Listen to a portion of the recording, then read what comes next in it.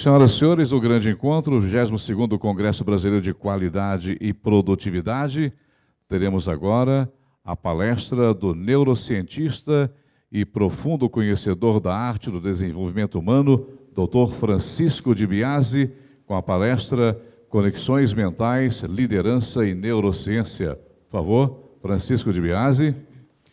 Obrigado.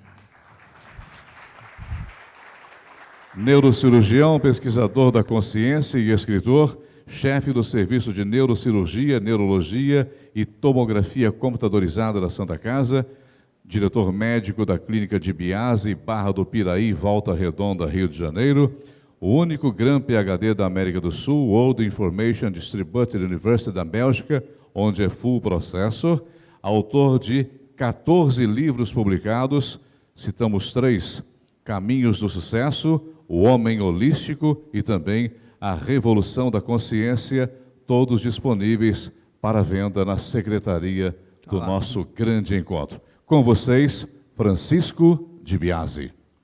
Obrigado.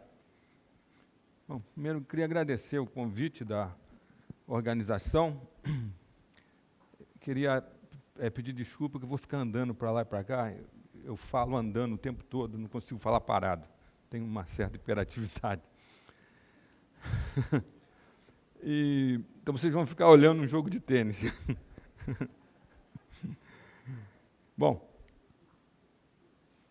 esse assunto que eu vou mostrar para vocês, como é um assunto que para quem é da minha área é uma coisa básica, vamos dizer assim, mas para vocês não é, eu fiz então uma palestra em que cada coisa específica que eu vou mostrar para vocês imagens referentes àquilo, para vocês poderem se situar no que eu estou falando. Tá? Vou iniciar a palestra mostrando para vocês um filminho de 2 minutos. É um filme que eu sempre começo as minhas palestras, porque esse filme, que eu fiz a tradução, é um filme que mostra o que nós somos e o nosso lugar no universo. Para que vocês possam perceber, é um filme que emociona a gente, e sentir como a nossa própria estrutura, a nossa bioarquitetura, vamos dizer assim, é fruto de uma evolução cosmológica de cerca de 14 bilhões de anos, que é geradora de informação, matéria, energia, consciência, vida e consciência. E que a nossa consciência, que permite a gente estar aqui hoje conversando disso tudo, ela se fundamenta nos mesmos átomos que geraram esse universo, que se organizam de uma forma específica para a vida se manifestar. Esse filminho de 2 minutos vai dar uma visão disso para vocês, porque quando eu mostrar para vocês determinados aspectos moleculares, por exemplo, da interação entre o cérebro, entre a mente, o cérebro, o corpo, o DNA, eu preciso mostrar algumas características moleculares, e ali estão os mesmos átomos que foram forjados no interior das estrelas, e que permitiram essa evolução cosmológica até chegar a nós, e, de certa maneira, a gente pode dizer que nós somos, com a nossa consciência, o próprio universo que está se vendo através de nossos olhos, que está tomando consciência de si mesmo depois de esse tempo longo de evolução.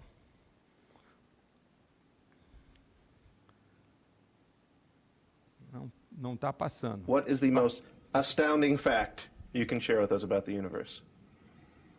Apaga a luz. The most astounding fact The most astounding fact. is the knowledge that the atoms that comprise life on Earth, the atoms that make up the human body, are traceable to the crucibles that cooked light elements into heavy elements in their core under extreme temperatures and pressures. These stars, the high-mass ones among them, went unstable in their later years. They collapsed and then exploded, scattering São as They're supernovas. enriched guts across the galaxy. Guts made of carbon, nitrogen, A base da vida. oxygen, Carbono, nitrogênio, and oxigênio. all the fundamental ingredients of life itself. These ingredients become part of gas clouds that condense, collapse, form the next generation of solar systems, stars with orbiting planets. And those planets now have the ingredients for life itself. So that when I look up at the night sky, and I know that, yes, we are part of this universe, we are in this universe, but perhaps more important than both of those facts is that the universe is in us. When I reflect on that fact, I look up. Many people feel small because they're small and the universe is big, but I feel big because my atoms came from those stars. There's a level of connectivity. That's really what you want in life. You want to feel connected. You want to feel relevant. You want to feel like you're a participant in the goings-on of activities and events around you. That's precisely what we are, just by being alive. Isso é um filme tirado pela nave Cassini, que está em órbita em volta de Saturno, filmando esse satélite de Saturno chamado Encelados.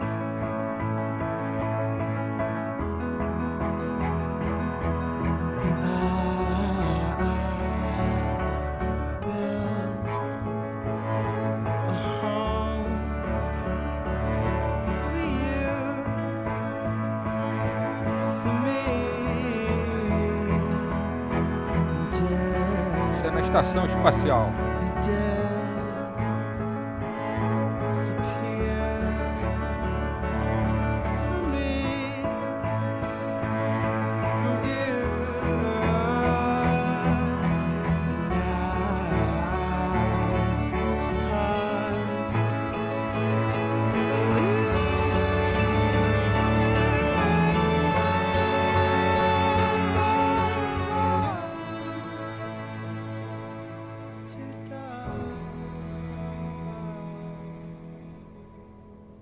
Emocionante, né?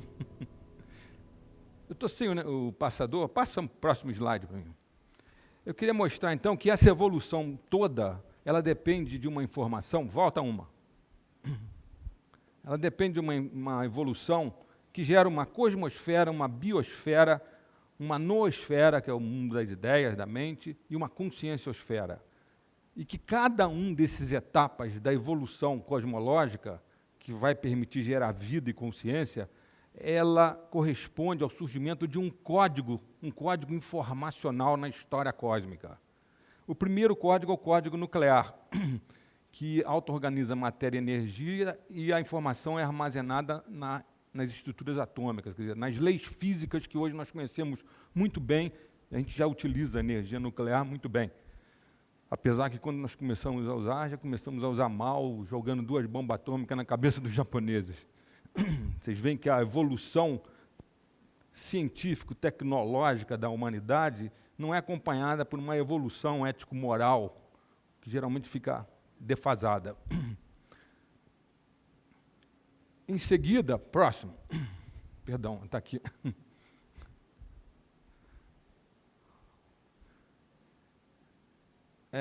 Depois de uns 8 bilhões de anos, mais ou menos, de evolução cosmológica, começa a se formar condições para surgir as biosferas dentro desse universo, que são áreas menores, com uma complexidade muito maior do que a complexidade do código nuclear. Nesses sistemas, há um código genético que está armazenado na molécula de DNA. É uma informação que está armazenada na molécula de DNA. A molécula de DNA, vou mostrar já para vocês, ela é uma macromolécula. É uma molécula com milhões de átomos que permitem, através de um código baseado em 4 letrinhas, organizar toda a informação que constitui o corpo de vocês, o cérebro de vocês. Cada uma dos trilhões de células que compõem o corpo de vocês tem no núcleo uma moléculazinha, uma dupla hélice, né, de DNA. E essa informação é uma informação cosmológica que está compactada dentro de vocês. Ela é um programa que nós estamos cumprindo e que nós estamos levando adiante. Esse nível da biosfera, com código genético, é o nível biológico e biosocial. Próximo. Perdão. Você vai passando para mim, que esse negócio aqui não está passando direito, não. A terceira etapa, em que surge um novo mecanismo de memória, que armazena as informações de uma maneira nova, é o código neural, que depende do aparecimento na evolução da vida de estruturas com redes neurais, que são os sistemas nervosos. A auto-organização desses sistemas nervosos depende da informação armazenada nessas redes neurais. Esse é o nível neuropsicológico e sociocultural da existência. Próximo. Nós estamos exatamente agora nessa etapa aqui em que essa noosfera, esse mundo das ideias, criou códigos de inteligência artificiais que auto-organizaram uma tecnosociedade em que a informação está sendo armazenada em sistemas de inteligência artificial, como os hardware, software e a internet. Esse nível tecnosocial, é um nível que está evoluindo e se desenvolvendo, se complexificando de uma forma muito rápida. A impressão que passa quando a gente vê os algorítmicos da evolução da tecnologia de informação do século XVIII para cá, é que nós acabamos de passar pelo joelho de uma curva exponencial, uma curva que sobe, né? E que agora nós estamos disparando, que para os próximos 5 anos nós devemos realizar, em termos tecnológicos, o que foi realizado nos últimos 40 anos, mais ou menos. A velocidade é muito rápida. Esse nível técnico-social está, então, com toda a tecnologia da informação, nos colocando imersos numa infosfera em que, com essa evolução exponencial da biotecnologia no mundo de hoje, da nanorobótica e da inteligência artificial, que vai se integrando à nossa inteligência humana, nós estamos nos transformando lentamente em ciborgues, quer dizer, organismos cibernéticos. Por quê? Porque nós já estamos fazendo isso de uma forma relativamente primitiva, né? A gente coloca prótese de quadril, coloca válvula no coração, coloca prótese coclear, coloca prótese para a pessoa ouvir bem, já colocamos uns chips no cérebro para melhorar o tremor da doença de Parkinson. Tudo isso são formas primitivas que nos próximos anos vão disparar e nós vamos começar a substituir um monte de coisas em nós. Não só através de nanorobótica, mas também da biotecnologia, principalmente com o desenvolvimento das células-tronco, que vocês já devem ter ouvido falar, que permite você criar qualquer tipo de órgão que você queira, remendar qualquer tipo de órgão que você queira. Então, provavelmente, a gente deve evoluir para uma mistura de homem e máquina nos próximos 50 anos. Daqui a 100 anos, talvez seja até difícil saber se a gente vai ser homem ou máquina, porque nós vamos estar de tal maneira integrados com essa tecnologia que não vai haver diferenciação. Eu vi há poucos dias, no Discovery Channel, um exemplo disso. O cara estava mostrando esse óculos novo que o Google está lançando, que tem uma lentezinha do lado da lente aqui, em que você dá um comando verbal, aquilo é um celular, e aí aparece nessa lentezinha aqui um monitor da net, né? Você vê a internet. Então você pode, com aquela lentezinha, dar um comando, como você dá no computador, como você dá no seu celular, e acessar, por exemplo, o seu Facebook. Quando terminou o programa, o cara falou assim, mas já existe, em forma experimental nos laboratórios, essa mesma tecnologia em lentes de contato. Então você vai ter uma lente de contato, que vai ser um monitor, em que você vai dar um comando verbal e aparece seu Facebook nessa lente de contato. O próximo passo, qual é? Em vez de dar um comando verbal, você tem um chipzinho implantado e você dá um comando mental e aparece na tua lente de contato o que você quer. Então, não está longe isso aí. Isso já existe experimentalmente. Há poucos tempos, não tem, acho que nem 1 ano e meio, um neurocientista americano chamado Philip Lowe, ele conseguiu criar um algoritmo para explicar toda a parte do funcionamento elétrico das redes neurais, que hoje a gente, para detectar esse funcionamento, precisa de um monte de eletrodos no cérebro. Ele conseguiu simplificar a coisa, e com uma fita que você coloca na pessoa, você consegue ter uma leitura muito mais precisa do que a pessoa está pensando. Ele está usando essa tecnologia para ver se... Você já ouviu falar no Hawking, aquele cientista de Oxford, que está na cadeira de roda, ele tem uma esclerose lateral amiotrófica, que é uma doença que paralisa você todo, mas a sua mente fica normal. Ela destrói todas as suas vias motoras. E é uma doença incurável. E ele se comunica por uns pequenos movimentos de pálpebra que ele tem de rosto, com um computador especial que foi criado para ele poder dar aula assim. Esse Philip Lowe está treinando ele para ele poder usar essa tecnologia e, com o pensamento dele, você identificar a atividade elétrica e transferir para um computador que vai dizer qual é a palavra que ele está pensando. Então, vocês veem que isso a coisa não está longe de mudar. Quando a gente estiver nesse ponto de conhecer bem e aplicar bem tecnologia a nível molecular e a nível atômico, por exemplo, computadores quânticos, todo mundo pensava que não existia. A NASA revelou agora, há um mês atrás, que há 2 anos ela já está testando um computador quântico. Computadores quânticos têm uma capacidade infinitamente maior de processamento do que os computadores digitais. Está se transformando uma realidade e nós estamos colocando informação nos padrões de matéria e energia do universo. A informação inteligente, conhecimento inteligente, nas próprias estruturas moleculares e estruturas quânticas, né, de partículas subatômicas. Próximo.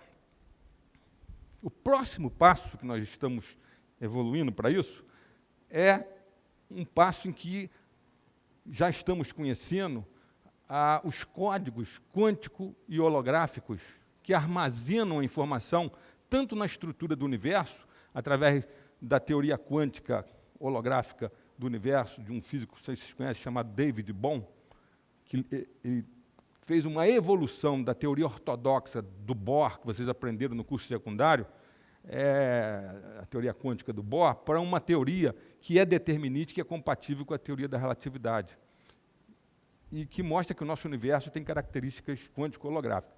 Mas já existe todo um conhecimento que não está nas universidades, de que a nossa mente funciona através de processos quântico-holográficos. Uma coisa que sempre me intrigou como médico, quando eu estava estudando, é que eu via toda a evolução tecnológica que estava ocorrendo no século XX. Eu já sou meio antigo, eu estudei nos anos 70, eu tenho 64 anos. Essa tecnologia toda que estava surgindo dos anos 70 para cá, ela era fruto do conhecimento que existe hoje da física quântica. Nós podemos projetar aqui, nós podemos ter celular, nós podemos ter tomografia, ter ressonância, ter satélite, tudo isso porque existe física quântica. E me intrigava muito que ninguém usava esse conhecimento para tentar explicar o funcionamento do sistema nervoso. Mas algumas pessoas começaram a fazer isso. Hoje eu sou uma das pessoas também que está colocando propostas em cima disso. E esse conhecimento existe, então, para você mostrar que a mente humana, além das redes neurais clássicas, que a gente está estudando há 100 anos e ensinando nas universidades, também tem redes quântico-holográficas. E que a estrutura do universo, sendo quântico-holográfica, conecta com a nossa mente, continuamente. Existe uma coisa, uma propriedade fundamental do universo, vocês já ouviram falar, que chama-se não localidade ou informação não local, que é uma informação instantânea que existe entre tudo. É uma coisa hoje exaustivamente comprovada. Foi uma briga grande que houve na ciência entre o Albert Einstein e o pessoal da física quântica, porque na relatividade a constante fundamental daquela formulazinha famosa, né? Energia igual a matéria multiplicada pelo quadrado da velocidade da luz, né? É igual a mc2, a constante é a velocidade da luz, 300 mil quilômetros por segundo. E na teoria da relatividade é dito que essa é a maior velocidade possível de se alcançar. Acontece que, em experimentos quânticos, não é. Se sabe que há uma informação instantânea que se troca entre todas as partículas do universo, entre a sua mente e o universo. Isso hoje está comprovado, é uma coisa experimental.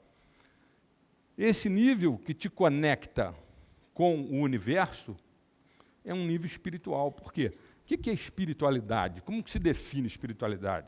Você se define espiritualidade como aquilo que te religa à tua fonte. A própria palavra religião vem de religare, de relígio, né? Então, aquilo que te religa à tua fonte é espiritual.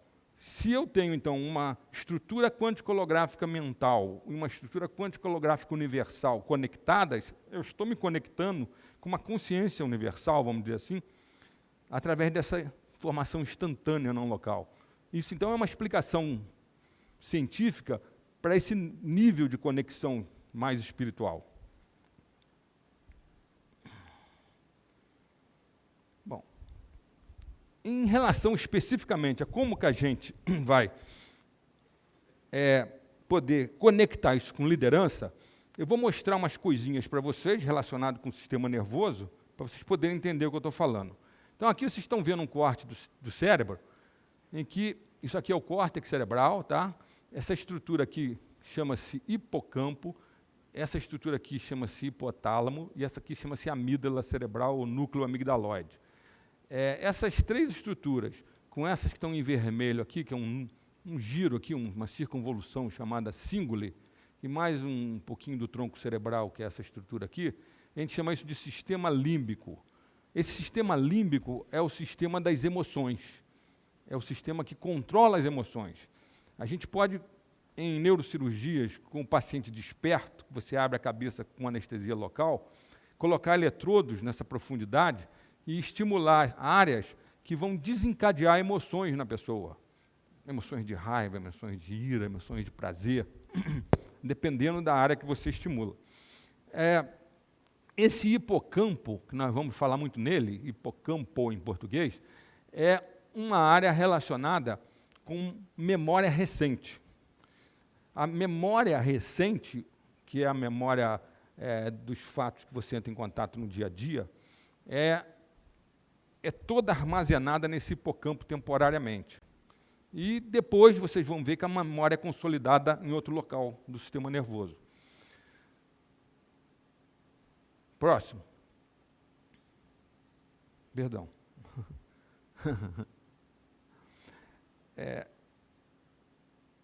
Existe um diálogo entre a sua mente e o seu cérebro. Esse diálogo ocorre principalmente durante o sono, o sonho e o repouso, quando a sua mente consciente não está muito ativa. E esse diálogo é entre o hipocampo e o córtex cerebral. E ele repete e vai atualizando e consolidando a nova experiência de vida que você viveu de um modo adaptativo, para você se adaptar àquela experiência. Esse diálogo é inconsciente e é essencial para o que a gente chama de plasticidade cerebral e criatividade. O que é plasticidade cerebral? É a capacidade de você criar novas redes neurais, de você refazer redes que foram criadas, por exemplo, de forma errada em você, por causa de situações negativas, de traumas, de fobias, de medos. Você pode recriar novas redes para substituir essas redes erradas. Ou criar novas redes em função das coisas que você está vivendo. Isso aí está muito bem representado no próximo slide, em que vocês estão vendo aqui um esquema do hipocampo, a pontinha dele aqui seria a amígdala, né? Esse hipocampo fazendo um diálogo com o córtex cerebral. O córtex cerebral, essa parte externa, é a parte que a gente chama neomamífera, mamífera moderna. Existe um córtex pré-frontal, que é relacionado mais com iniciativa, com ações, com planejamento. Existe aqui um córtex somatosensorial, em que ele é relacionado com a recepção de sensibilidade, de estímulos sensoriais. Aqui também tem um córtex motor, e aqui atrás é um córtex visual. Só depois que ocorre esse diálogo, que vai ocorrer no sono, principalmente no sono REM é de Rapid Eye Movements, movimentos oculares rápidos. É aquele sono que você está sonhando. Quando você sonha, os seus olhos têm uns movimentos rápidos. Isso é fácil de você ver em nenenzinho. Quando está dormindo, você percebe que os olhos estão se movimentando debaixo da pálpebra. Quando você está com esses movimentos, é sinal que você está sonhando. Se acordar a pessoa nesse instante, ela está sonhando. E o eletroencefalograma é diferente do eletro do resto do sono. Bom, então, durante esse período, você faz esse diálogo de tal maneira que tudo aquilo que o hipocampo aprendeu, guardou, memorizou temporariamente, comportamentos, memórias, como está escrito aqui, aprendizagens, vai ser, então, consolidado no córtex cerebral. Se você estudar, aprender, ou ter alguma experiência, algum insight, e não dormir, às vezes tem pessoas que fazem isso, tomam uns comprimidos para ficar excitados, estudam que nem uns malucos e não dormem. Você fica só com a memória temporária, você não consolida a memória. Se a pessoa fizer isso, se você retirar o hipocampo, isso é feito em animal, a memória desaparece, porque ela não foi consolidada durante o sono. Então é preciso que você durma para consolidar aquilo que você aprendeu e vivenciou durante o dia.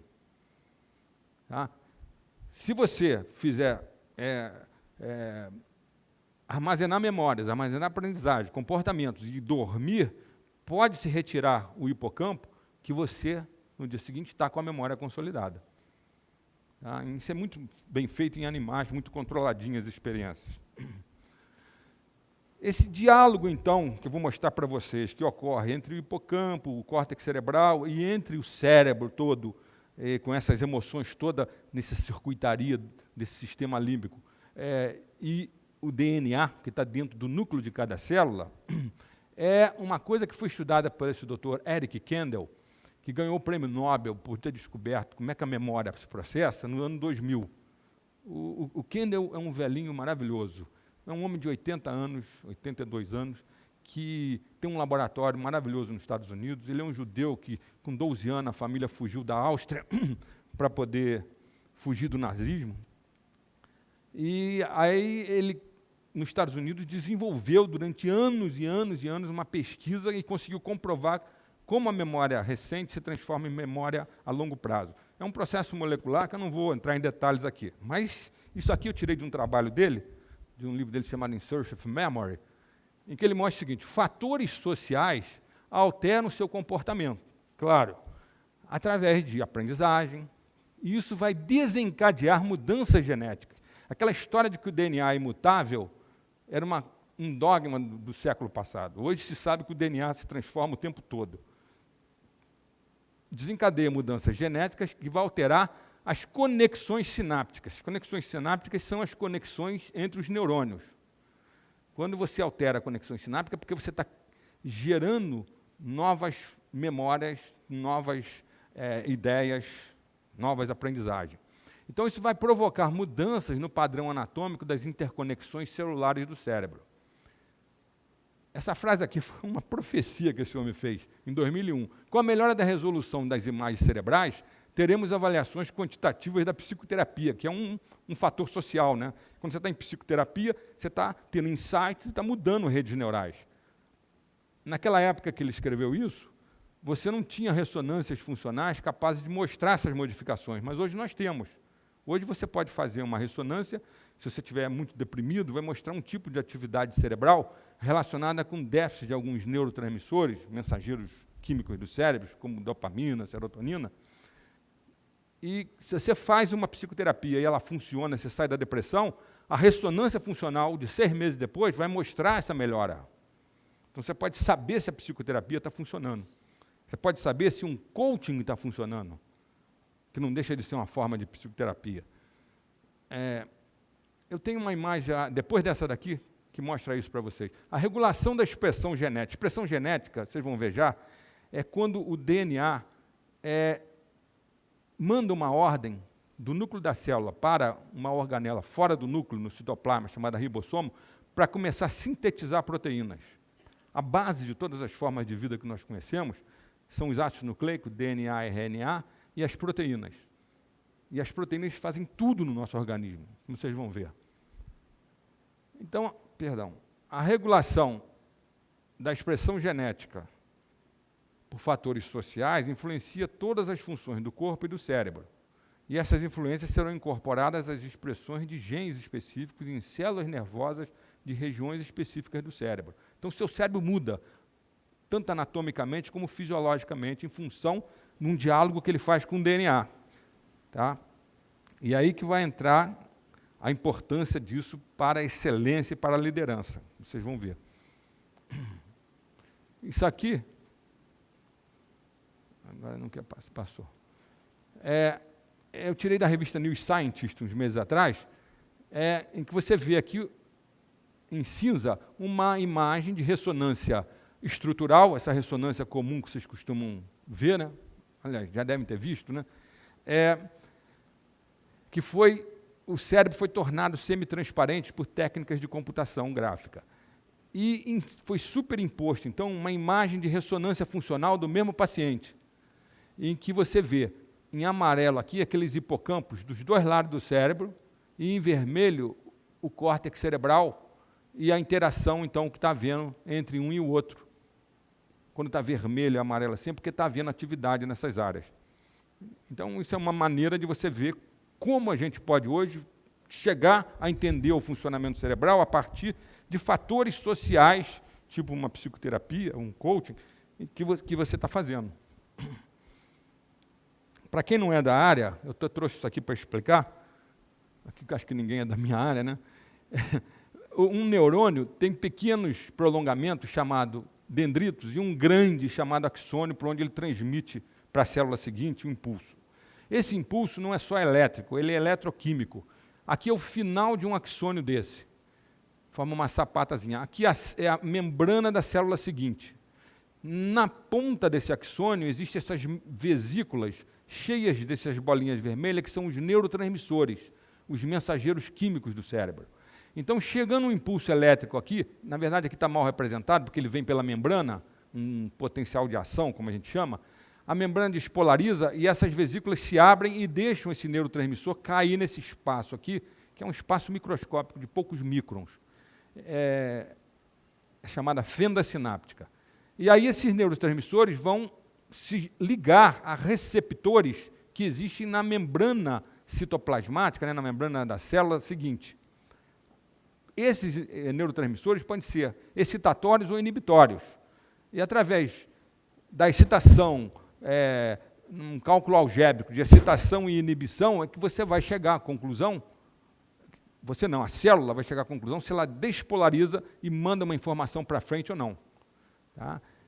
Esse delay, né, esse retardo que existe na transmissão elétrica no sistema nervoso, é que faz com que a gente seja muito menos veloz no processamento do que um computador. O computador, ele processa ali com elétrons correndo, isso vai à velocidade da luz, 300 mil quilômetros por segundo. Esse processamento aí vai a 100 metros por segundo. A vantagem que nós temos em relação a esses supercomputadores de hoje é que nós temos uma rede neural muito mais densa. A gente consegue processar cerca de 700 bilhões, 4 trilhões de cálculos por segundo nessas redes do tipo do cérebro, que é o que agora alguns neurocomputadores estão alcançando. Aqui é uma molécula de DNA, que vocês já devem ter visto isso muitas vezes, né? Ela é uma hélice dupla, tem uma fita em forma de espiral e uma outra que entrelaça com ela. E tem aqui essas estruturas moleculares, que vocês vão ver já, que a gente chama de adenina, timina, guanina e citosina. A gente chama isso de bases nitrogenadas. Bases nitrogenadas. Olha a importância do nitrogênio que foi forjado naquelas fornalhas termonucleares na explosão das supernovas. Se você pegar o DNA, ele é igual uma escadinha que você torceu. Se você distorcer a escada, você vai ver isso aqui. Você vai ver uma fita uma outra fita. Essa fita é feita de aqui está vendo um pentágono? Isso é uma pentose, é uma ribose, um açúcar com 5 átomos de carbono. Os átomos ficam nos vértices. Carbono, outra coisa que vem dessas fornalhas nucleares das estrelas. E a base de toda a vida. Vocês estudaram no nível secundário química orgânica. Vocês devem lembrar que o esqueleto de todas as moléculas orgânicas é feito de átomos de carbono. Essa estrutura aqui se liga a essas que estão coloridas, que são as chamadas bases nitrogenadas. Essas bases nitrogenadas são 4 tipos em todas as formas de vida que se conhece. Guanina, citosina, adenina e timina. Onde tem C, se liga com G. Onde tem T, se liga com A e vice-versa. Então, aqui, por exemplo, A está ligando com T, G está ligando com C, assim como C liga com G. Elas são ligadas por esses tracinhos aqui, que são chamados pontes de hidrogênio. São ligações moleculares fracas. Quando o DNA vai transmitir uma mensagem, que mensagem é essa? A mensagem ela depende de 3 bases dessa. A gente chama de tríade. Cada 3 bases dessa corresponde a um aminoácido dos 20 que existem na natureza. Entenderam? Cada 3 letrinhas dessa corresponde a um aminoácido dos 20 aminoácidos essenciais que existem na natureza que a gente ingere na alimentação. Quando você come carne, você está comendo aminoácido, porque a carne é feita de proteína, e proteína é uma cadeia de aminoácidos ligados. Então, o que acontece? Cada 3, uma tríade, vai transferir uma mensagem para gerar uma sequência de aminoácidos formando uma proteína. E vocês vão ver que a gente só cria redes neurais novas com proteínas, que geram as sinapses, as membranas das sinapses. São proteicas, são lipoproteicas. Como é que isso ocorre? Vocês estão vendo uma célula, aqui é a membrana da célula, tá? Aqui é uma estrutura chamada ribossomo, tem uma pequena, uma grande, com um peso molecular baixo, um peso molecular alto. Aqui é o núcleo da célula, que é porosa, a membrana celular, né? Vocês estão vendo o DNA aqui, perdão.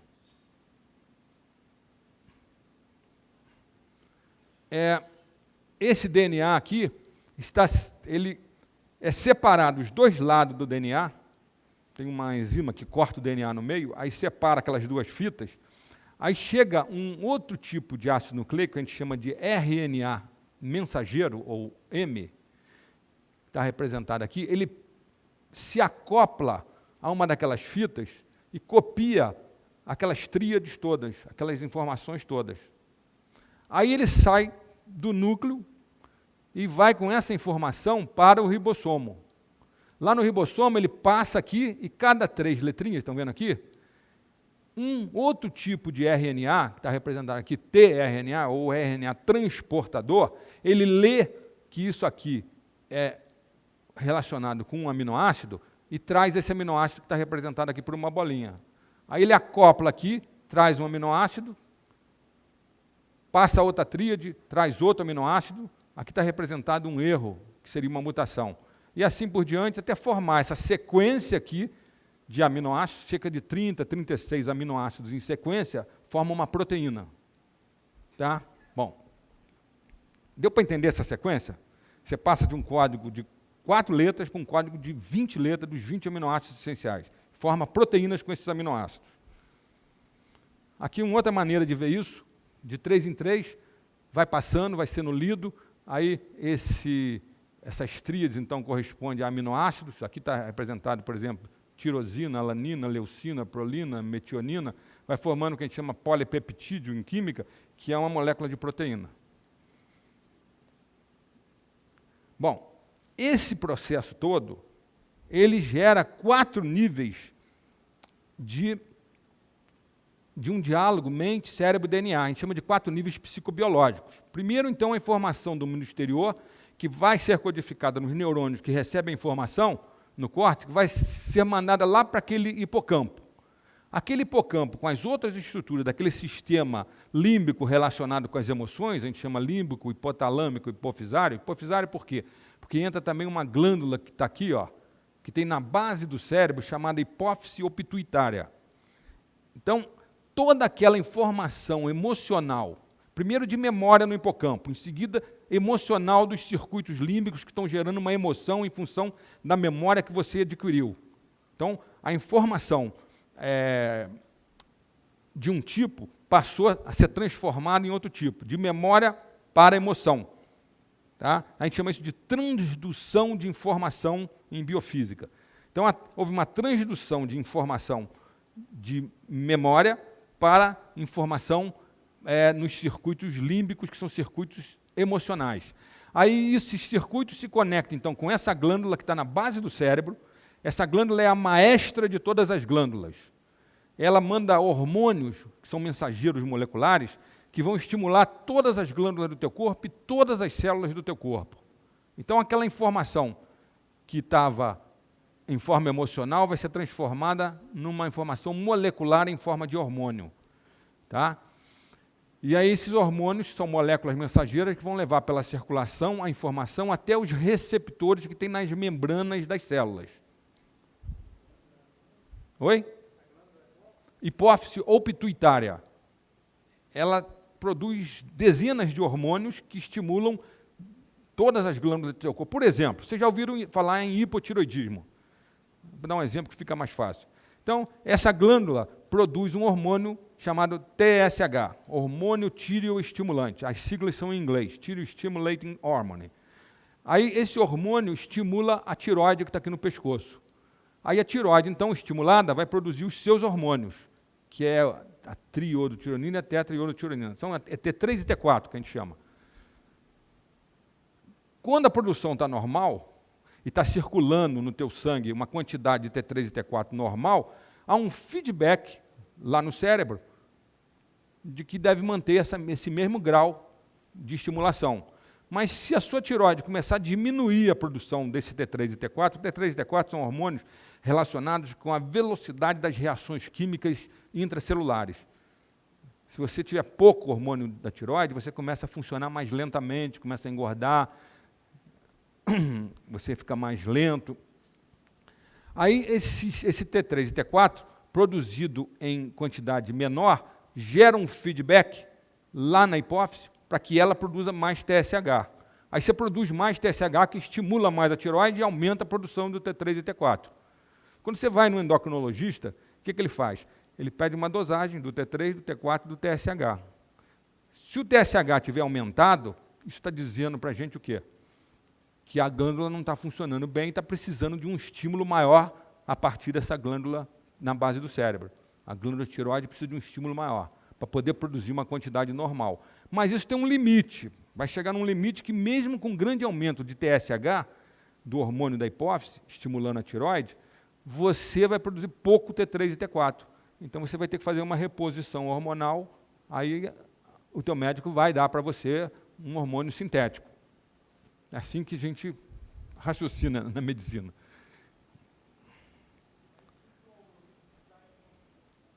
Tudo isso ocorre inconsciente em você. Você não tem noção de nada disso. É um sistema molecular que está relacionado com áreas até primitivas do sistema nervoso. Essas áreas que eu estou mostrando do sistema nervoso, esse cetocórtex, são áreas mamíferas primitivas e são áreas reptilianas. Ao todo da evolução, isso tudo foi aparecendo. Bom, aí quando chega, então, o hormônio, que é uma informação molecular, na membrana da célula, de todas as células do teu corpo, os receptores que existem na membrana transmitem, então, através de uns segundos mensageiros, que são proteicos, para o núcleo da célula, aí alguns genes, que são parte do DNA, de expressão imediata, vão comunicar a uns genes chamados alvos para transcrever o código em RNA. Então, aquela coisa que eu mostrei para vocês, o DNA manda o código através do RNA, e aí, esse RNA, então, vai servir de molde lá no ribossomo, lá no citoplasma da célula, para fazer a síntese de proteínas a partir daqueles aminoácidos que são colocados em cadeia. Essas proteínas são a base de tudo na vida. Então, são estruturas úteis, mas altamente curativas do corpo. Por quê? Se você tiver uma lesão, essa lesão vai alterar as suas membranas. Você precisa refazer as membranas celulares. As membranas celulares são lipoproteicas, são feitas de proteínas e lipídios. Então, para refazer uma lesão, você precisa de proteína. Se você estiver doente, uma infecção, você aumenta a sua produção de anticorpos pelo seu sistema imunológico, que é o sistema que produz anticorpos. Os anticorpos são imunoglobulinas, é um tipo de proteína. Então, você vê a importância da proteína, ela te protege. A imunoglobulina te protege contra vírus, contra bactéria, rastreia células cancerígenas que estão aparecendo no teu organismo e joga elas fora. Existe também um tipo de proteína que a gente chama de enzimas. São catalisadores. O que são catalisadores? São substâncias que entram numa reação química e aceleram aquela reação química sem aumento de temperatura. Então, por exemplo, uma reação A mais B que vai dar C. Vai demorar 30 minutos para isso se processar a temperatura ambiente. Aí uma enzima, que é uma proteína, entra ali entre A e B e faz uma troca de elétrons na molécula e aquela reação se processa em 30 segundos. Isso chama-se catalisador. O nosso organismo é cheio de enzimas para poder acelerar as reações dentro das células. Cada célula nossa processa milhares e milhares e milhares de reações ao mesmo tempo. E nós temos trilhões de células. É uma complexidade imensa. Bom, os receptores que existem nas membranas são também proteicos. E os hormônios, que são as moléculas mensageiras, são proteicos. Então, eles estão levando as dinâmicas informacionais até a célula, né? As informações que estão vindo lá do cérebro através daquela glândula hipófise ou pituitária. Essas moléculas mensageiras funcionam como uma espécie de memória molecular e vão evocar em você memórias dependentes de estados de comportamento, de aprendizagem, nas redes neurais do cérebro. Como é que isso acontece? Essa figura ela parece complicada, mas não é não. Eu vou mostrar para vocês. Aqui é o cérebro, aqui é aquele sistema límbico que vocês viram antes. Aqui o cara representou o hipotálamo, aquele núcleo em cima da pituitária ou hipófise. O pessoal na Inglaterra e nos Estados Unidos gosta de chamar de pituitária, aqui a gente chama mais de hipófise. Aí, aquela informação emocional que tinha chegado lá no teu sistema nervoso, ela estimula o hipotálamo, que ele libera uns fatores chamados fatores de liberação hipotalâmica, que estimulam os hormônios da pituitária ou hipófise, aí ela libera mensageiros moleculares que vão para o corpo. Aqui vocês estão vendo uma célula, tá? Isso aqui é a representação de uma célula. Então, esses mensageiros moleculares vão afetar receptores, por exemplo, que estão representados ali por uma mãozinha, na membrana da célula. Ou podem alguns hormônios entrar e estimular receptores na membrana do núcleo da célula, ou até diretamente no DNA. E vão estimular, então, a expressão genética. O que é expressão genética? É a formação de proteínas. Tá? É passar o código do DNA para o ribossomo para gerar proteína. A gente chama isso de expressão genética. Então, um fenômeno qualquer, uma experiência que você teve, gerou uma emoção em você, afetou o teu hipotálamo, estimulou a glândula pituitária a produzir hormônios, esses hormônios vieram estimular as suas células, foram ao DNA da tua célula, o DNA começou, através do RNA mensageiro, a mandar informação para o ribossomo que estaria aqui, e gerou proteínas, que são essas bolotas aqui. Tá? Estão saindo aqui por um processo que a gente chama de pinocitose da célula. E aí, aqui foi representado, então, um fluxo de mensageiros proteicos para o cérebro, A, B, C, D, E, F, tudo proteínas diferentes, que foram geradas a partir daquelas emoções que você manifestou. Aí você gerou proteínas, aqui do lado esquerdo não precisa pensar nisso não, que é a parte metabólica, energética, que são outras moléculas. Só interessa saber que produz proteínas, essas proteínas saem, elas retornam em feedback ao cérebro. Vocês estão vendo aqui umas setas, essas setas aqui são fluxos moleculares que vão estimular, então, a criação de redes neurais novas. Entenderam? Vão estimular a formação de redes neurais novas. Vejam bem a implicação disso para qualquer atividade em que você precisa ser criativo, em que precisa ter liderança para dar ideias novas e ideias que sejam efetivas para você levar adiante uma situação. Você só vai fazer isso a partir do momento em que você criar redes neurais novas no cérebro. Bom, agora olhem para cá, não sei se vocês repararam. Daqui, quando começa tudo isso, até aqui embaixo, o processo todo leva de 90 a 120 minutos. A gente chama isso de ciclo de neuroplasticidade.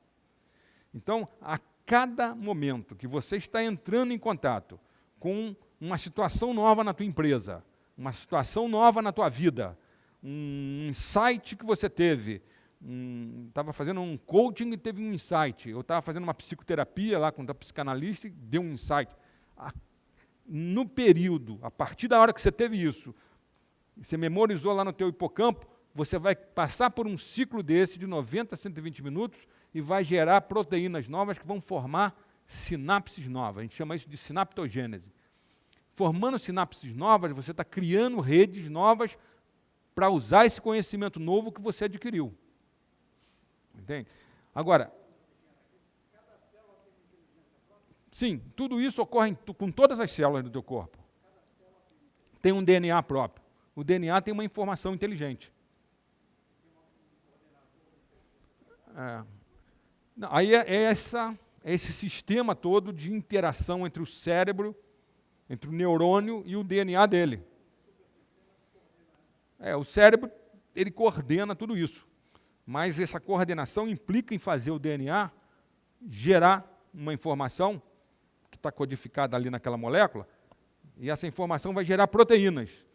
Aí, com essas proteínas, ou você se defende, você cura feridas, ou você gera anticorpos, ou você cria redes novas no cérebro. Sim, exatamente. Deu para entender isso? Então, aqui ele até representou o pedaço mente-cérebro, é mais ou menos daqui até aqui. Depois, cérebro-corpo, quando vai começar a agir nas células, é daqui até aqui. E depois, célula-gen, a célula estimulando o DNA. O total, 90 a 120 minutos. Estejam alertas para isso, porque na vida diária, eu vou mostrar até isso agora, a maior parte das atividades da vida diária da gente levam de 90 a 120 minutos, 2 horas no máximo. Por exemplo, você sai de casa, chega no trabalho, começa a trabalhar 8 horas da manhã. Aí você começa a trabalhar, passam umas 2 horas mais ou menos, entre 90 minutos e 2 horas, você começa a sentir vontade de dar uma paradinha.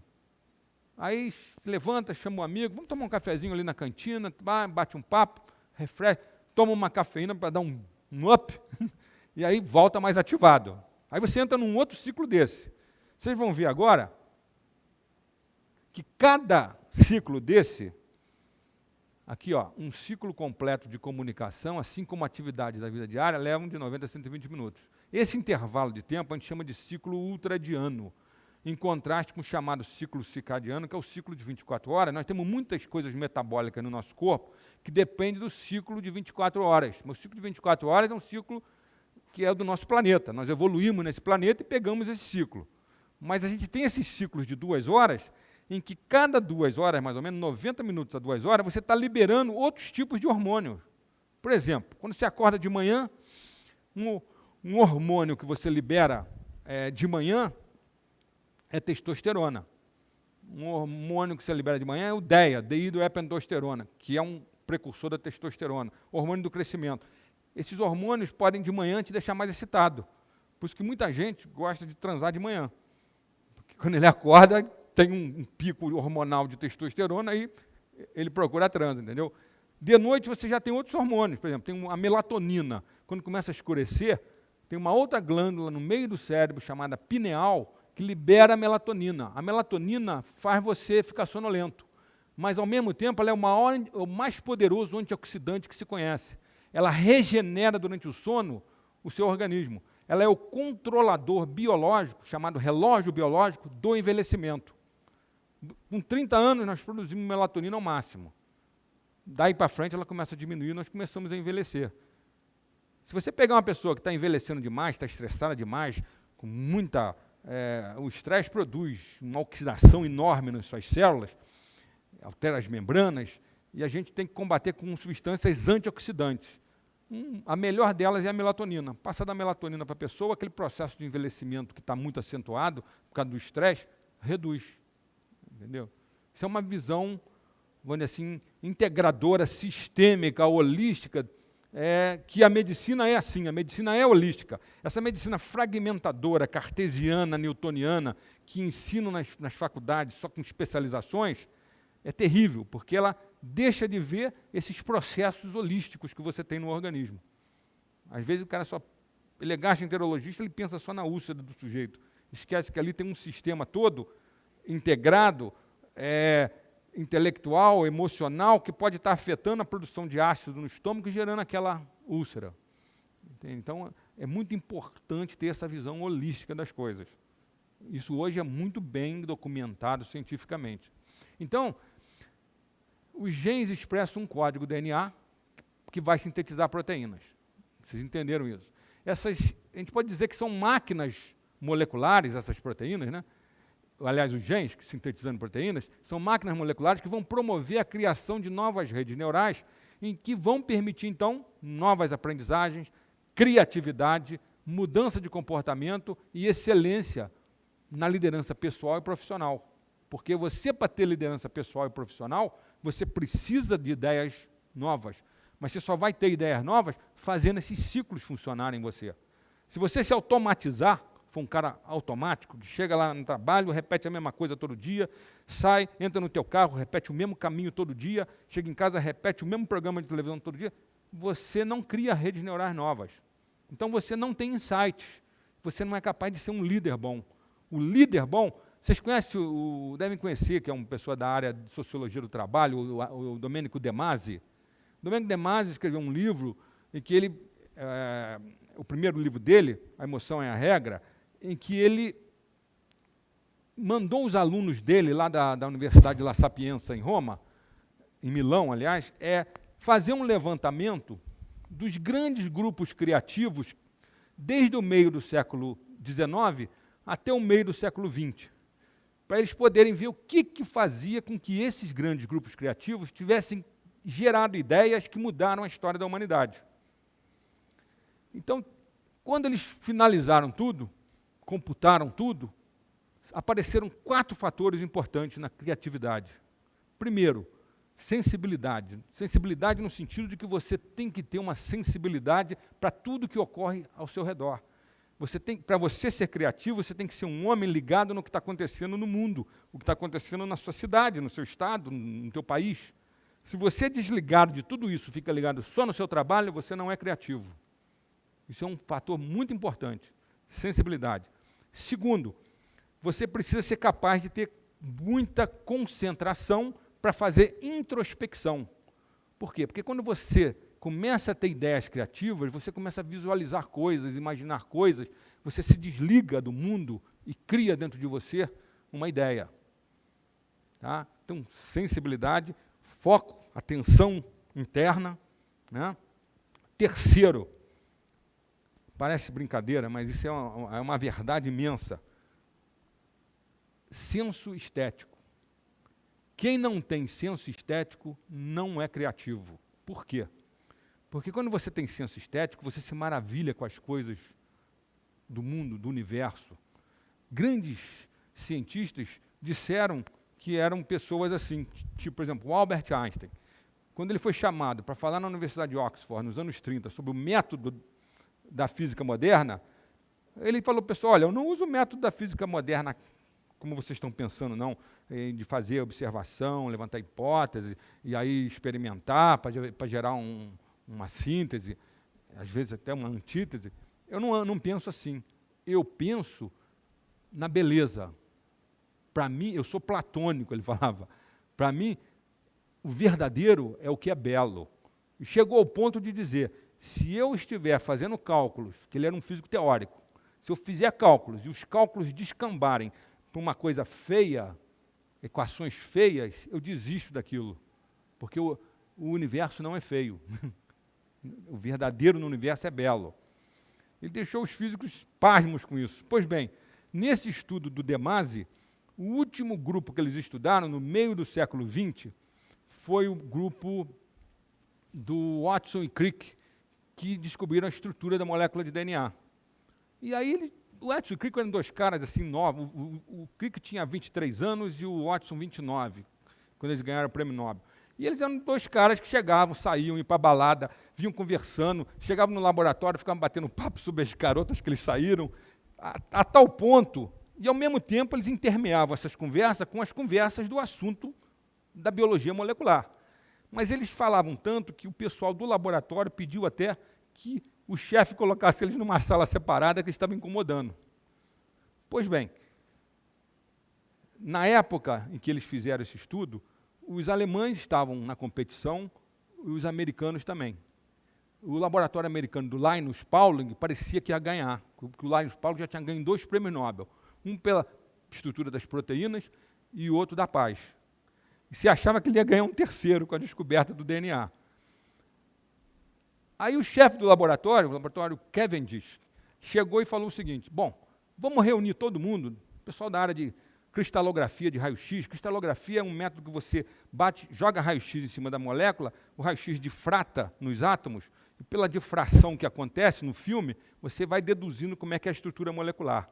Juntou isso, juntou os bioquímicos que mostravam que cada radical químico dá uma função diferente e tal, e o pessoal da estrutura mesmo atômica, que era o Watson e Crick. Aí ele mandou que todo mundo levasse uns modelos das moléculas. Isso foi nos anos 50. Nos anos 50 não tinha esses programas que a gente tem hoje de modelização de moléculas. Você tinha que fazer de papelão e de arame. E cada um levava o seu modelinho e mostrava lá. Chegou lá, tinha 50 modelos de moléculas que todo mundo levou.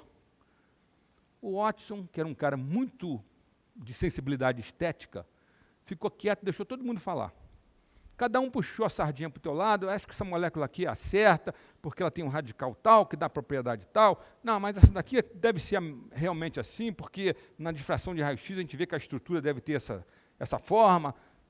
Depois que todo mundo falou, ele foi lá, pegou a molécula dele, que era essa hélice dupla do DNA, e falou para todo mundo assim: pessoal, essa molécula aqui é a molécula de DNA. Aí todo mundo riu: mas como que você sabe? Ele virou e falou assim: vocês acham que Deus ia botar a linguagem da vida numa molécula feia? Essa daqui é a molécula mais bonita de todas.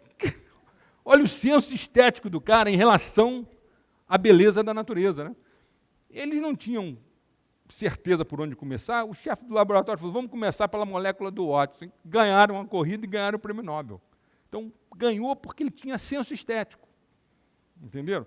Esse senso estético é importantíssimo para você deduzir coisas na sua vida. Sensibilidade para o mundo, senso estético, capacidade de focar e ter introspecção, senão você não é criativo, e importantíssimo, tempo livre. Aliás, o De Masi escreveu até um outro segundo livro chamado Ócio Criativo.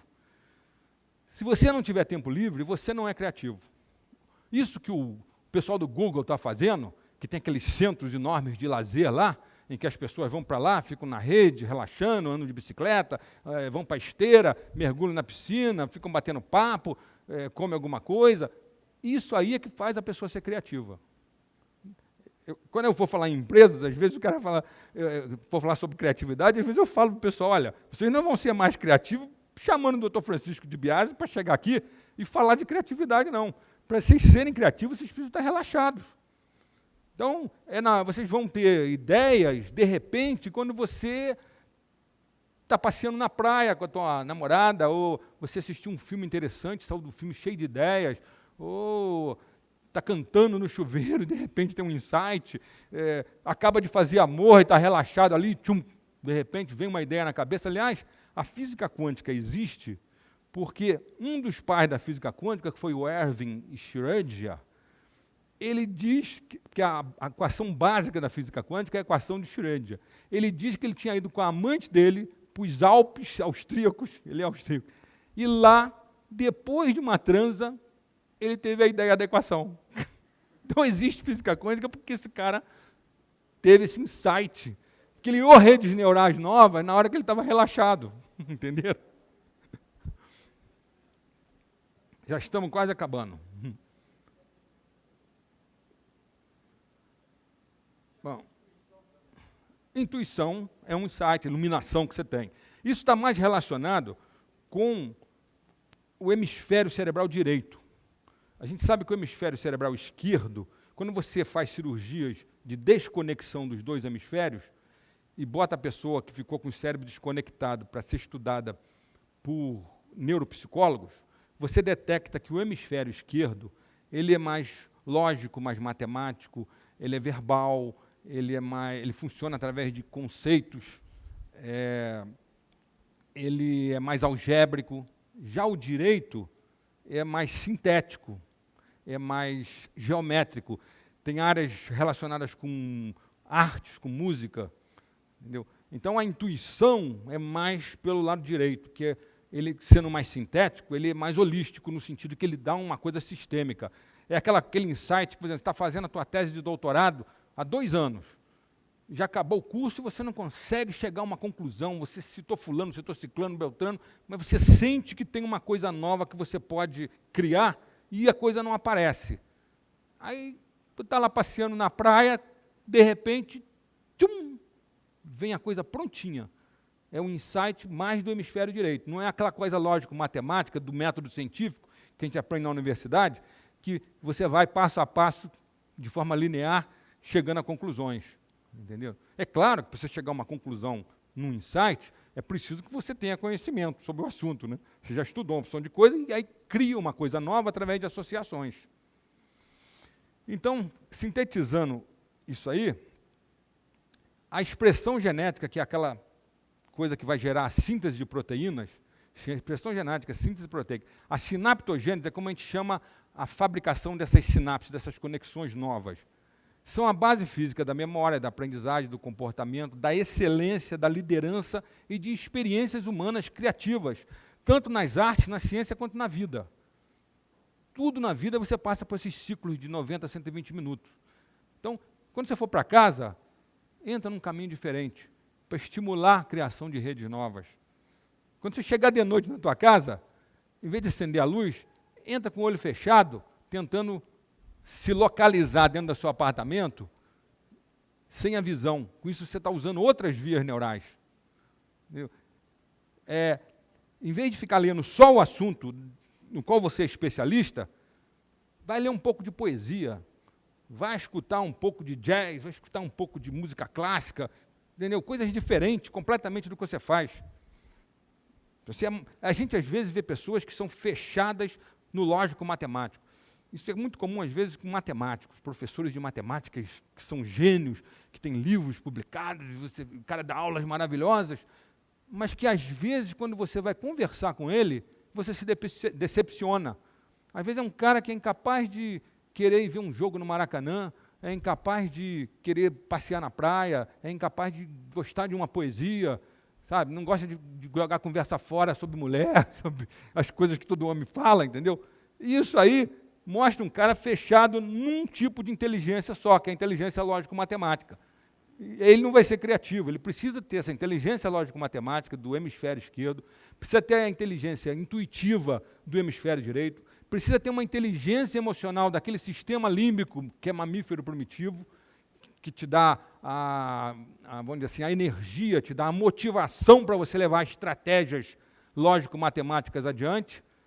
E tem que ter uma inteligência também, que é do tronco cerebral reptiliano, que ela é instintiva. Tem coisas que você nasce com ela. Tem comportamentos que são instintivos.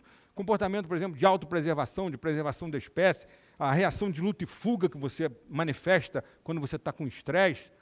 Você libera um monte de hormônios e neurotransmissores para você poder enfrentar a situação de desafio que o estresse provoca. Então, é a mistura disso tudo que vai te dar uma coisa sistêmica, uma inteligência que a gente pode chamar de holística ou sistêmica, com um pouquinho de cada coisa. Se você se fechar numa só, você não vai ser criativo. Uma coisa interessante, para a gente que é brasileiro, novidades, enriquecimento ambiental e exercício físico, através de uma pesquisa brasileira, não sei se vocês ouviram falar num cara chamado Siddhartha Ribeiro, que é de Natal, ele é um neurocientista brasileiro. ele fez uma pesquisa mostrando que quando a gente experiencia novidades significativas, enriquecimento ambiental, e isso ninguém sabia, ou quando a gente se exercita durante o estado de vigília, quer dizer, quando a gente faz a nossa caminhada, a nossa corridinha matinal, nós estamos criando redes neurais novas. Por quê? Porque a gente expressa esse gene chamado ZIF268 durante o sono REM, o sono do sonho, do Rapid Eye Movement, né, os movimentos oculares rápidos. Esse gene, ZIF268, é um gene de expressão imediata que está relacionado a estados comportamentais associados à geração de proteínas e fatores de crescimento neuronal, que são proteicos também, fazem o neurônio crescer, e que facilitam a plasticidade cerebral. Então, os fundamentos da excelência e da capacidade de liderança estão relacionados com você entrar em contato com novidades frequentes, enriquecer o seu ambiente, não só de trabalho, mas da tua vida, com coisas diferentes, e praticar exercício. Parece mentira, né? Mas exercício gera redes neurais novas. Depois, na hora que você dorme, estimula. Esse enriquecimento e novidades são coisas que você, na própria empresa, você pode estar em contato com isso. Por exemplo, todas as novidades tecnológicas na área de informação que surgiram nos últimos 10 anos são coisas que estimulam a gente. Né? Se sai um videogame novo e você gosta de videogame, quando você está jogando videogame, aquilo está estimulando a tua capacidade de coordenação e de decisão. Hoje se sabe isso. Está até sendo feita agora uma nova geração de videogames que não tem coisas violentas para poder estimular a criançada de uma maneira mais adequada.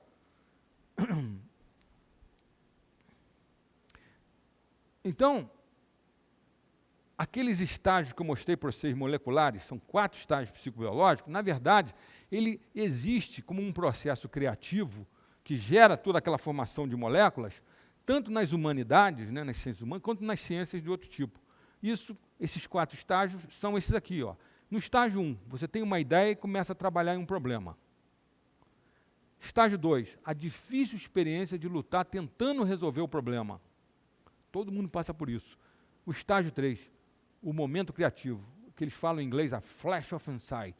De repente, você resolve o problema. E aí, o estágio 4 é você ver que fica feliz que solucionou o problema. Né? Isso está bem representado aqui, ó, num cartoon feito por esse cara chamado Tomlin, em que você vê um estudante tentando provar um teorema matemático. O primeiro estágio, tem uma ideia, aí ele fica tentando resolver, queima a mufa ali, tentando, de repente ele tem um insight. E aí, mágica. De forma mágica, ele conseguiu resolver uma situação difícil. Quando aconteceu isso, ele passou por aqueles 4 estágios moleculares de interação do neurônio com o DNA. Gerou proteínas novas e criou redes neurais novas. E aí teve a solução. Entenderam? Por isso que um processo de psicoterapia e de coaching também nunca deve levar menos de 90 minutos. Isso é uma coisa que agora que está se entendendo. Porque antigamente todos os psicanalistas diziam que você devia ter 40, 50 minutos de terapia.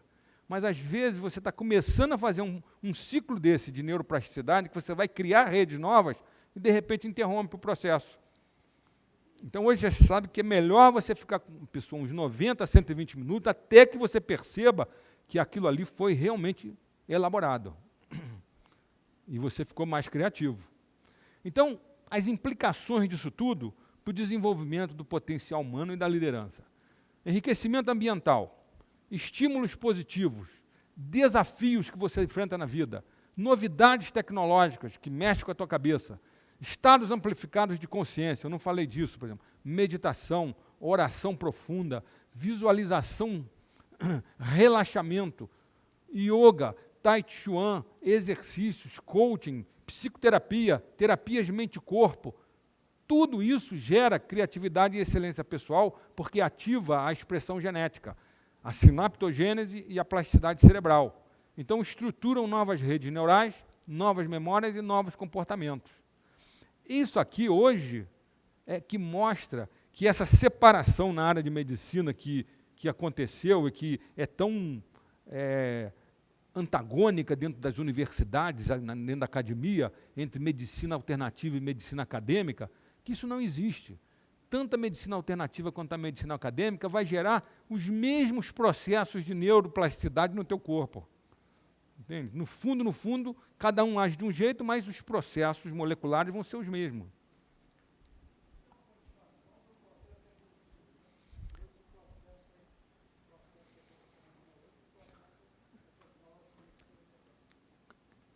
A herança nossa a herança nossa evolutiva, filogenética, né, vamos dizer assim, ela é de 3 cérebros. Nós temos 3 cérebros em um. Nós temos uma trindade cerebral. Um cérebro reptiliano, que é aquele tronco cerebral, a parte mais baixa do cérebro, que continua com a medula, né, que é um cérebro relacionado com instintos, comportamentos instintivos. Passado. Há mais ou menos uns 400 milhões de anos atrás, na era dos répteis, dos dinossauros, começou a surgir uns mamíferos primitivos, em que surgiu um córtex, uma camada por cima, que é o nosso sistema límbico, que veio dar uma coloração emocional àqueles instintos básicos reptilianos. Aí houve uma extinção em massa, uns 60 milhões de anos atrás, parece que a Terra se chocou com um cometa ou com um asteroide, isso provocou uma explosão brutal, e a Terra ficou envolta numa poeira e rapidamente gerou uma era glacial. 90 e tantos % das espécies que existiam naquela época, entre elas os dinossauros, foram extintos.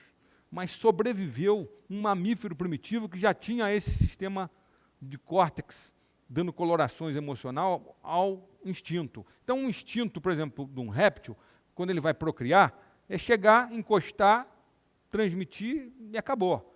Já um mamífero primitivo sente prazer em fazer isso. Isso é um dado evolutivo, uma coisa que é muito importante, porque favorece a reprodução e favorece a evolução. Aí, mais recentemente... Oi? Aí, mais recentemente, surgiu o neocórtex.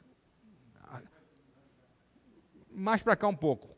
Aí, esse neocórtex que é o nosso cérebro, vamos dizer assim, a parte do nosso cérebro que nos faz ser humanos, principalmente a parte frontal, que é mais evoluída em nós, em todos os primatas. Então, esse neocórtex é o cérebro da literatura, da matemática, da astrofísica, das religiões, das filosofias, entendeu? É o que nos faz realmente ser humanos.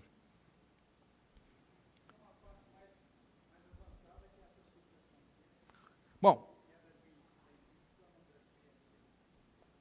a intuição vem por você trabalhar alguma coisa, usa mais o lado direito do cérebro, mas é claro que entra todo esse sistema todo, ele é todo interconectado.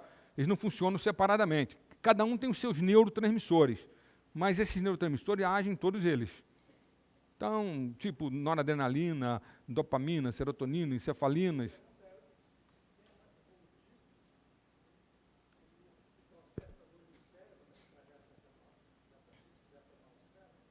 Sim, quando a gente estimula as crianças, por exemplo, num computador, tem um pessoal da área de inteligência artificial lá do MIT, que eles criaram uma linguagem, uns anos atrás, chamada Logo, que é uma tartaruguinha, que a criança aprende a fazer as coisas com aquela tartaruguinha e tomar decisões.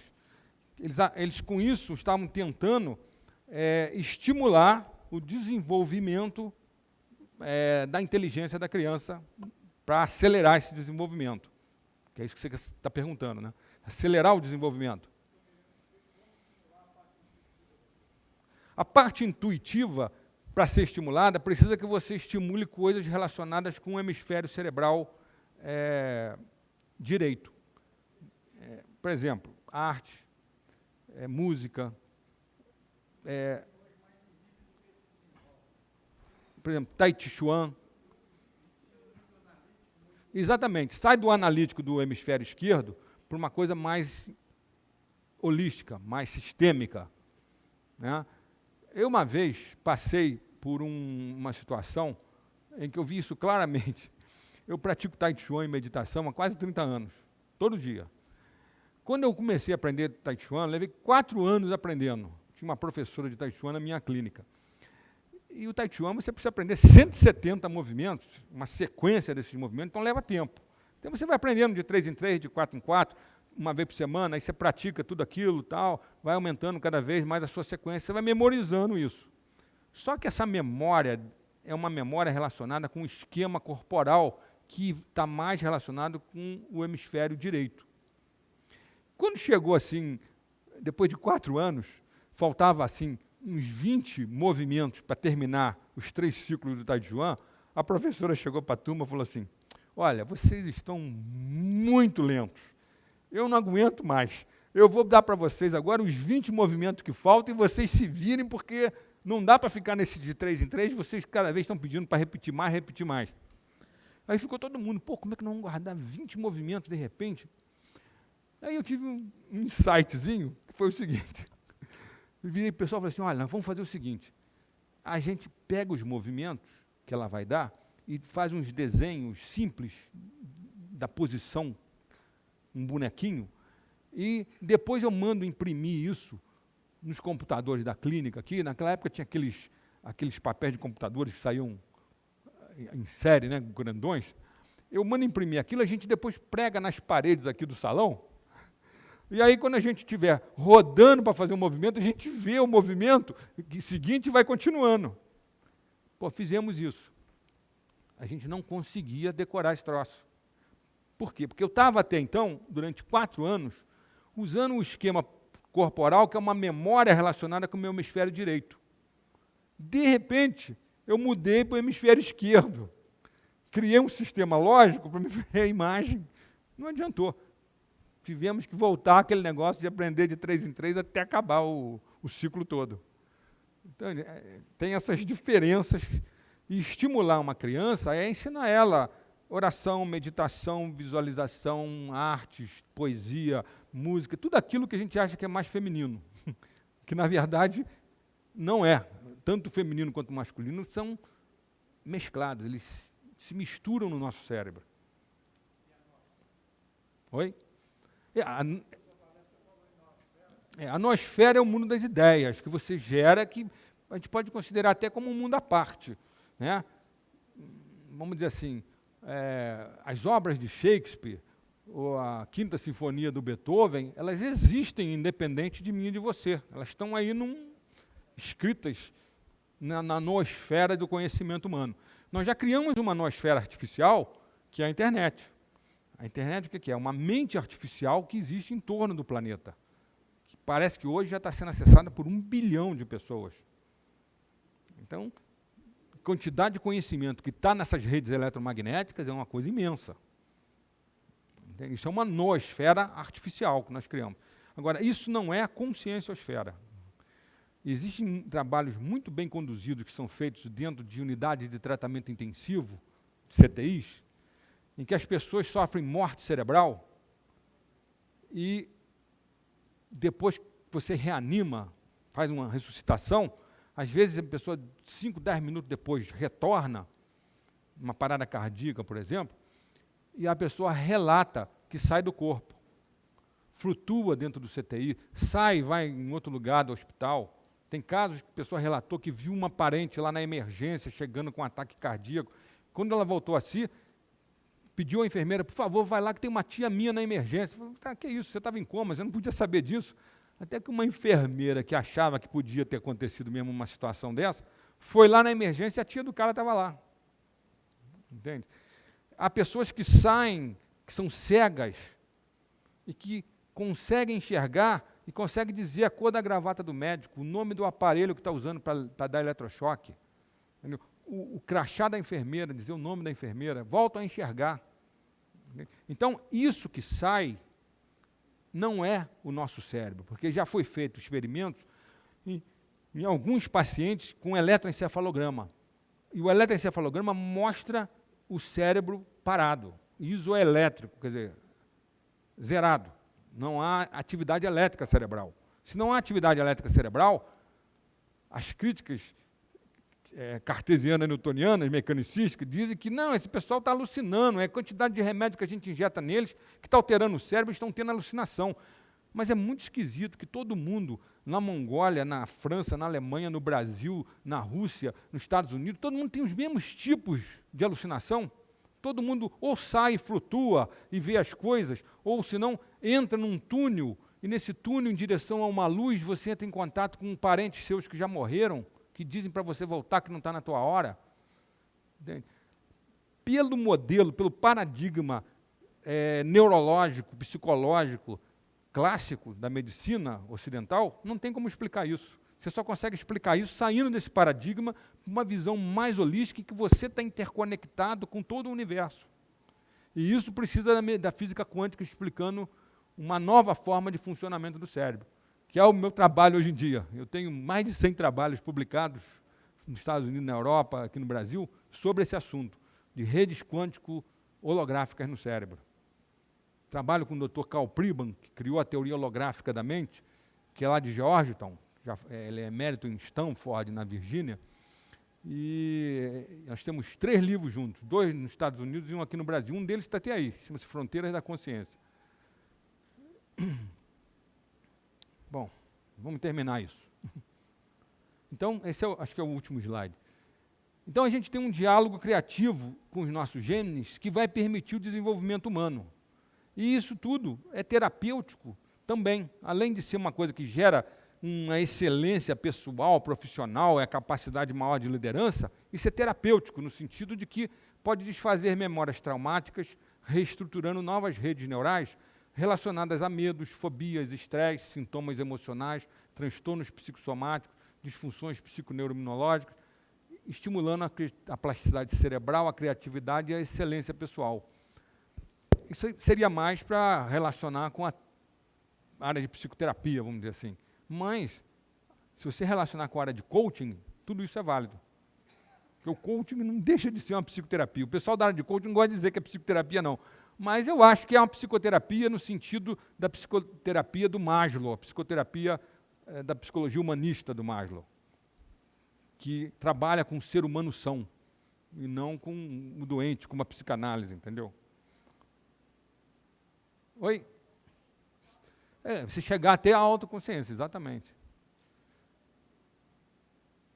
Bom, eu acho que eu vou parar por aqui, porque aqui eu vou já entrar em outra coisa. Que, se a gente lembrar daqueles níveis de informação cosmológico da cosmosfera nas redes nucleares, no DNA nas redes genéticas, no cérebro nas redes neurais, na consciência nas redes quântico-holográficas, nós vamos ver que a inteligência é a preservação dessa informação. E, interessantemente, nas tradições filosófico-espirituais das civilizações que nos antecederam, principalmente na Índia, nos Vedas, que são os livros sagrados da Índia, eles falam isso. Eles falam que a doença é a interrupção do fluxo de inteligência do universo. E a gente hoje pode entender com a nossa ciência que o fluxo de inteligência do universo é esse aqui. São etapas em que você cada vez cria formas de memória mais complexas. Desde a memória nuclear, memória genética, memória neural, até a memória quântico-holográfica. Oi? Pois é, exatamente. Essa aqui é a grande pergunta hoje. Porque se você usar o modelo neurocientífico, mecanicístico, newtoniano da ciência ocidental, você vai dizer que o cérebro cria consciência, que ela é como se fosse uma secreção do cérebro, vamos dizer assim. Agora, se você usar o modelo quântico-holográfico, ele bate direitinho com o das tradições espirituais, que falam o contrário. Que, na verdade, existe uma inteligência primordial, da qual tudo se originou, e dessa inteligência primordial, as coisas vêm evoluindo até chegar ao material, e a nós. Eu faço essa pergunta num trabalho meu. Então, o que a gente pode chamar de fluxo informacional auto-organizador, nuclear, genético, neural, quanto holográfico. Isso gera um novo paradigma holístico, tanto na minha área, na medicina, quanto na psicologia, na administração, na liderança e no marketing. Por quê? Com esse equilíbrio desse fluxo todo, você pode fazer, então, um desenvolvimento do potencial humano e ter uma saúde integral. Se você consegue isso, você atinge um estado de consciência elevado, um estado de excelência em que você é capaz de acessar e utilizar os seus recursos pessoais em total plenitude. você está em harmonia com a inteligência universal. Não há separação entre você e esse campo de informação e energia. Você está sempre conectado, exatamente. Eu venho há quase 30 anos fazendo isso. Eu medito diariamente, pratico Tai Chuan diariamente, e olha, funcionou. Nesses anos... Não só isso, não só porque eu não pareço ter 64 anos, mas nesse período escrevi 14 livros, publiquei mais de 100 trabalhos, e eu acho que tudo isso é consequência de eu ter essas práticas, entendeu? Que me levaram realmente a criar redes neurais capazes de olhar as coisas de uma forma mais holística. O primeiro livro que eu escrevi eram os fundamentos todos desse paradigma novo holístico. Aliás, está aí, chama o Homem Holístico. É os fundamentos científicos do novo paradigma. Depois eu fui diversificando as coisas.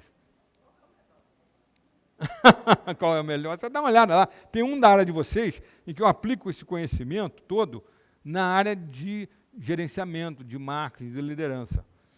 Eu comecei a ver, lendo algumas pessoas da área de vocês, que muitas pessoas, como por exemplo o Peter Drucker, eles falam coisas que têm a ver com isso que eu estou falando.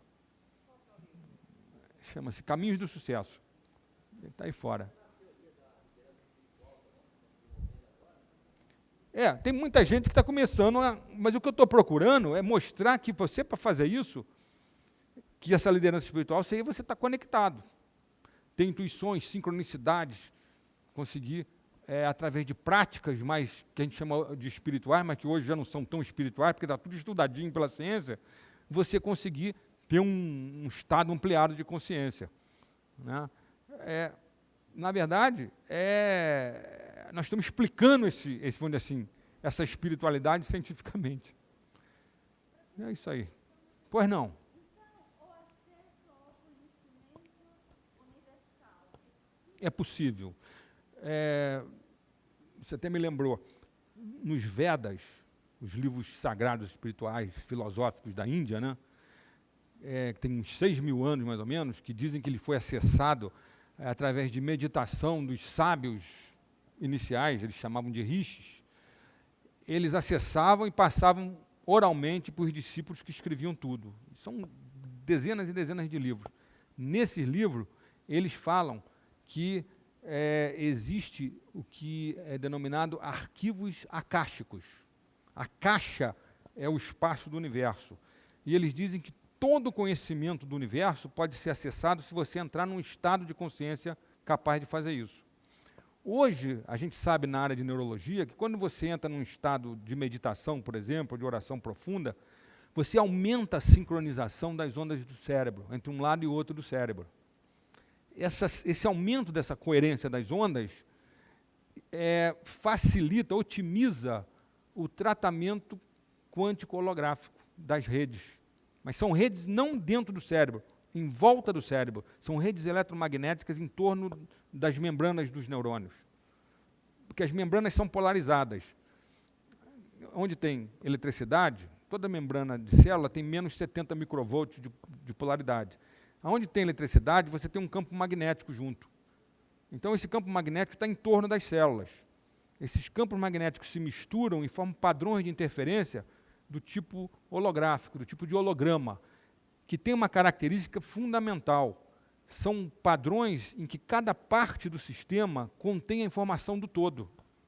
Um holograma que você vê, tipo o filme Guerra nas Estrelas, não sei se a senhora assiste, você não é aficionada de Guerra nas Estrelas, não. No primeiro filme, lá nos anos 70, não sei se a senhora lembra, o Luke Skywalker recebe uma mensagem da princesa Leia e o robozinho pequenininho, R2-D2, emite uma mensagem com uma imagem holográfica da princesa Leia. Essa imagem holográfica é feita por padrões de interferência de onda, que tem uma capacidade enorme de memorizar informações.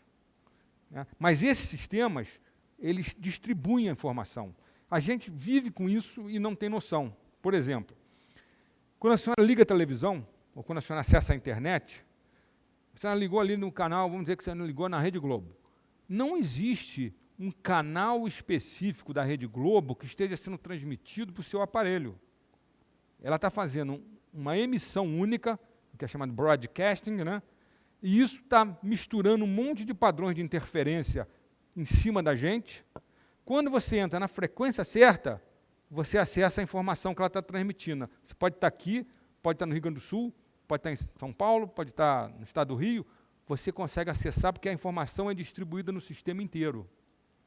Agora, veja bem, não é isso que as tradições espirituais e filosóficas vêm dizendo para a gente há milênios. O Pai está dentro de nós. Tudo que está dentro é igual a tudo que está fora. Os alquimistas falavam aqui no Ocidente, tudo que está em cima é igual a tudo que está embaixo. No budismo tem uma metáfora linda, que é a metáfora da rede de Indra, que é uma rede de... Eles diziam que em cima do castelo do deus Indra existia uma rede imensa de gemas preciosas que estariam dispostas de uma tal maneira que cada uma delas refletiria todas as outras ao mesmo tempo, e que o universo é assim. Até poetas nossos, poetas ingleses como William Blake, falam todo o universo contido num grão de areia. Sensibilidade do cara já vê isso. Aqui na América Latina, o Jorge Luis Borges, um escritor argentino, ele tem um livro chamado O Aleph. Aleph é a primeira letra do alfabeto hebraico, né? Em que ele mostra o Aleph como um centro em que do qual você veria tudo no universo ao mesmo tempo. Mas o universo é assim. Hoje se sabe pela física quântica holográfica que o nosso universo é holográfico. Cada parte do universo contém a informação do todo. Então, quando você pode otimizar o tratamento holográfico da informação no teu cérebro, meditando, orando, relaxando, você conecta com esse universo e pode acessar a informação toda desses 14 bilhões de anos de evolução. Muito obrigado.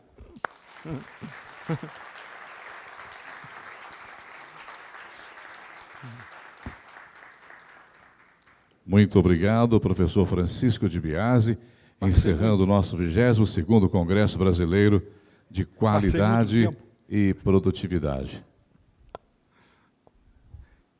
Silvana Risioli, pode entregar, inclusive, agora, presente, uma lembrança do nosso grande encontro ao professor de Biasi. Muito obrigado. Um prazer conhecer a senhora. Eu não tenho palavras. Em nome da União Brasileira para a Qualidade, agradecemos o professor Di Biasi, que realmente descortinou para nós, né, realidades imensas, né, o profundo universo, né, e a plena consciência, né, do homem, da sua potencialidade, do seu cérebro, da conexão universal. Muito obrigada. Espero que eu tenha conseguido gerar criatividade em todo mundo. Reflexões profundas, com certeza. Muito obrigado, professor Francisco de Biasi, Silvana Risioli.